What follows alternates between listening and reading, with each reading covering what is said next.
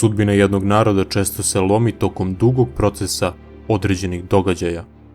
Istorija ipak ume biti stroga i nemilosrdna. Često se dešava da kraj dođe u jednom trenutku, jednom danu, jednoj godini. Istorija ponekad ne daje upozorenja. Udarac padne iznenada, ostavljajući za sobom pustoš i očaj. Za Srbe jedna takva godina bila je 1371. Godina kada su se snovi srušili, a tama Osmanlija, pridošla zbog opšte nesloge, počela da prekriva balkanske prostore. I tolika nužda i zlo ljuto obli sve gradove i krajeve zapadne, koliko ni uši slušaše, ni oči vidaše. Godina 1371. označava prekretnicu u srpskoj istoriji, i to uglavnom ne na bolje. Te godine srpske zemlje su doživele udarac od kojih se nikada nisu u potpunosti oporavile. Na reci Marici srpska vojska doživela je strahovit poraz od Osmanlija, izgubivši dvojicu verovatno najmoćnijih vlastelina tog doba, kralja Vukašina i despota Uglješu.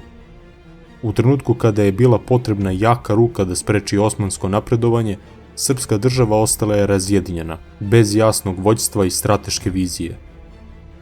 Mladi i nepravedno potisnuti car Uroš, kasnije oklevetan kao nejaki i tobože nesposobni, više je bio žrtva vremena nego uzrok propasti. Okružen velikašima koji su radije otimali njegovu vlast nego što su je branili, Uroš nije dobio poštenu priliku da pokaže svoju snagu.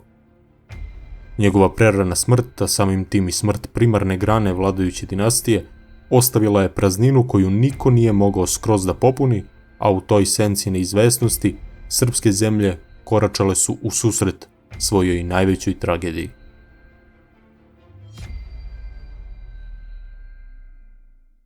Ukoliko vam se dopada sadržaj i želite da ozbiljnije podržite moj rad, možete postati direktan član kanala.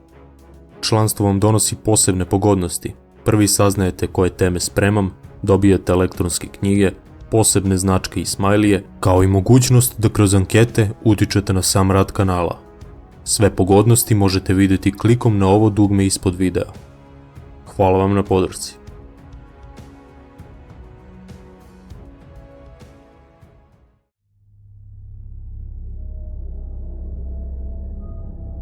A po ubijanju muža ovog hrabrog despota Uglješe, prosuše se Izmailćani i poletoše po svoj zemlji, kao ptica po vazduhu, i jedne od hrišćana mačem klahu, druge u ropstvo odvođahu, a one koji su ostali smrt prerano pože, oni koji su od smrti ostali glađu pogubljeni biše, jer takva glad bi po svima krajevima, kakva ne bi od postanka sveta, ni potom takva, Hriste milostivi, da bude. A one koje gladne pogubi, ove dopuštenjem Božijim vuci noću i danju napadajući žderahu, avaj, jadan prizor bi da se vidi.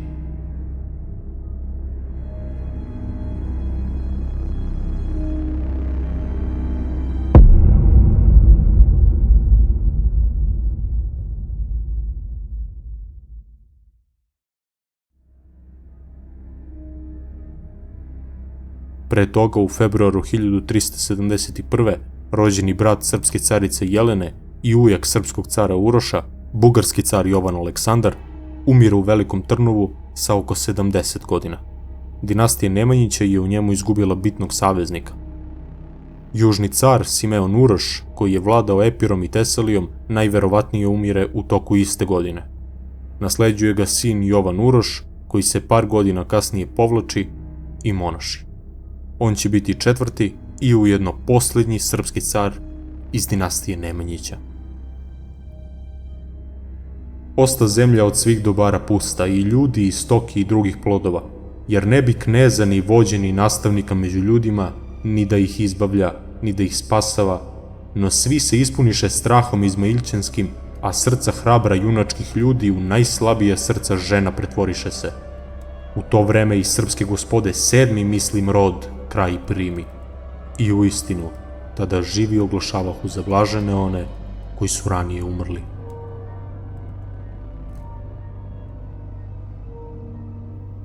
Od decembra 1355. kada je ovaj svet napustio slavni i silni car Stefan Dušan, po Srbe je sve krenulo nizbrdo.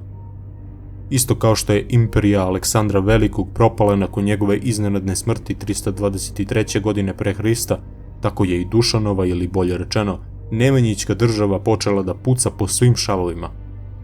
Kao što su Dijadosi rasprčali Aleksandrovu zaostavštinu, kao što su naslednici Karla Velikog podelili Franačko carstvo kratko nakon njegove smrti, tako je i vlastela srpska pohlepno i sebično razgrabila ono što su jedna dinastija, jedan narod, jedna kultura, jedna crkva i jedna vera gradile 2 veka.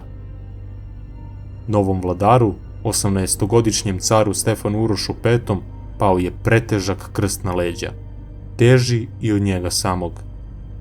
Iako je novi car pokazivao znake života uprkos svom očitom neiskustvu, pobedivši svog strica i južnog cara Simeona Uroša u čak 2 navrata i proteravši moćnu ugarsku vojsku preko granica prilikom novih pokušaja invazije sa severa, danas je okrivljen za propast. Do apsolutnog kraha političke moći nejakog, ili bolje rečeno mladog cara Uroša, dolazi na Kosovu 1369. godine, kada zbog povlačenja Lazara Hrebeljanovića, snažni Nikola Altomanović i nesrećni Uroš V ne uspevaju odoleti daleko boljoj vojsci braći Mrnjavčevića.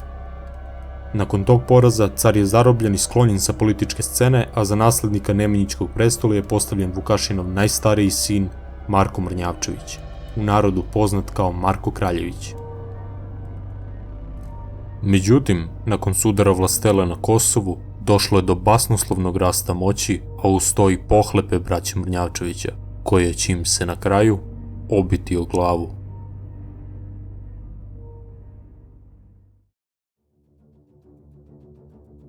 I podiže despot Uglješa sve srpske i grčke vojnike i brata svoga Vukašina kralja i druge velmože mnoge, negde do 60.000 izabrane vojske, i pođeše u Makedoniju na izgnanje Turaka, ne sudivši da gnevu Božju niko nije moćan protivstati.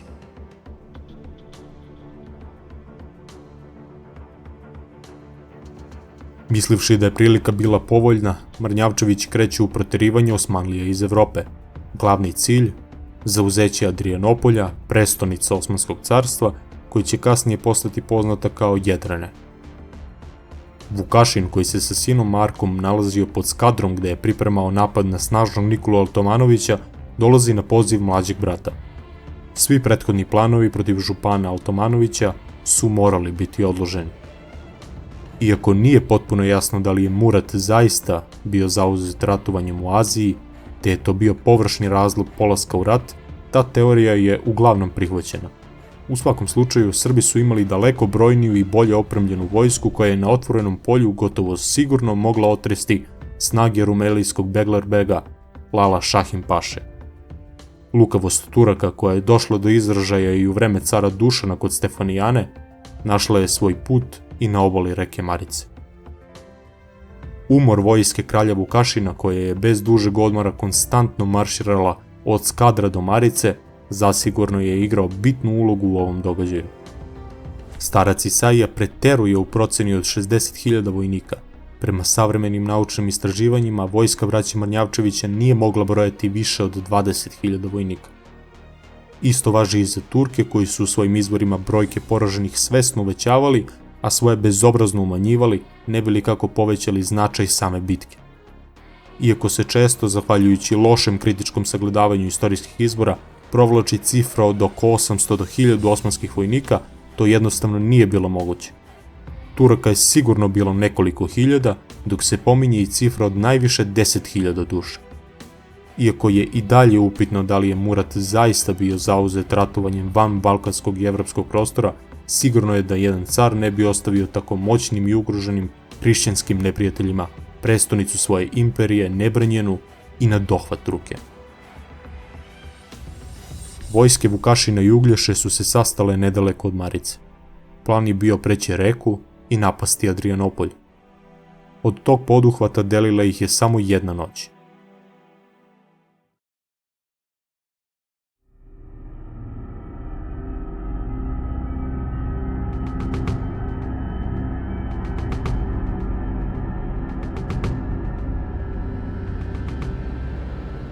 25. je septembar 1371. godine. Srpska vojska se ulogorila na obali reke koja je umjesto posljednje prepreke na putu postala nemi saveznik neprijatelja. Voda koja je trebala da bude zaklon srpskim ratnicima postala je njihova klopka. Umorni od dugog marša, očigledno bez čvrstog strateškog plana, srpski velikaši su zanemarivali najvažnije pravilo ratovanja, da nikada ne treba potceniti neprijatelja. Noć je pala, a sa njom i oprez. Osmanski vojnici, predvođeni iskusnim romelijskim Beglerbegom, znali su da je njihova šansa upravo u tome.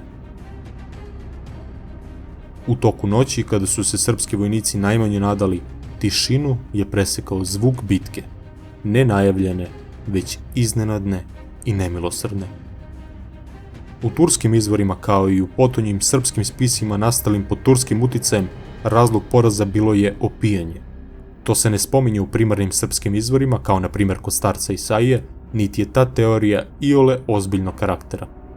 Turski izvori pak pominju nešto što je možda moglo biti tačno.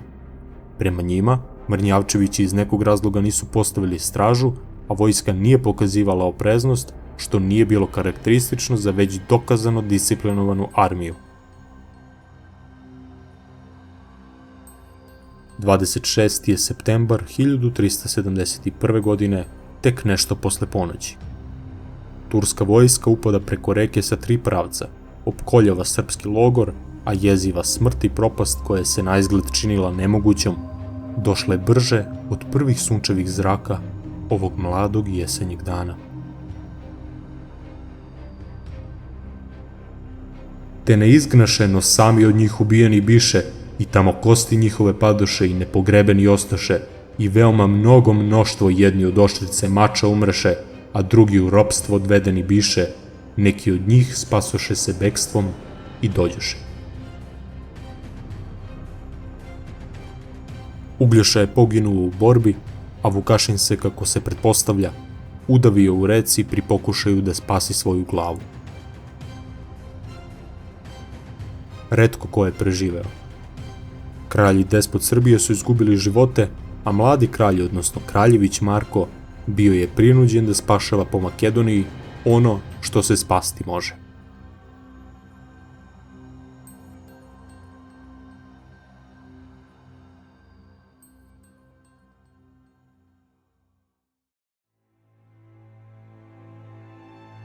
Već 4. decembra iste godine tačku na već nezapamćenu užasnu godinu stavio je i srpski car. Sa svega 34 godine, pod jako čudnim i nejasnim okolnostima, ovaj svet je napustio i Stefan Uroš V. Iako je narod upamtio kralja Vukašina kao ubicu srpskog cara, što zapravo treba gledati kroz okvire metafore, a ne bukvalno, nije jasan uzrok smrti. Ako se ono i desilo, ne zna se ni koga je naručio, ni koga je izvršio, niti iz kojeg razloga, s obzirom da je Uroševa politička moć još 2 godine ranije skroz nestala. Njegove mošti su sačuvane do danas, što vernici tumače kao znak njegovog pravednog života, i nalaze se u manastiru Jazak na Fruškoj gori.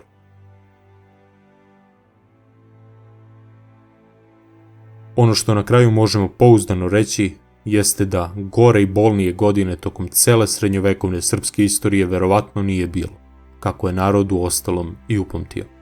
Smrt nekoliko ključnih istorijskih ličnosti, ozbiljan poraz na Marici, polako gašenje carstva, opšta glad i nemaština, silne nesreće, početak ropstva, pogubljenost među ljudima i sve ostalo što navodi savremenik tih događaja, starac Isaija, guraju ovu godinu na sam vrh onih najgorih u istoriji srpskog naroda. Kako se kraj ovog kobnog perioda približavao, geopolitička situacija u regionu se drastično menjala. Ovi događaji, izbijeni u samo 1 godinu, doveli su romejskog cara, bugarskog cara, srpskog kralja i mnoge druge moćne velmože u situaciju da polako ali sigurno moraju prihvatati vrhovnu vlast osmanskog sultana.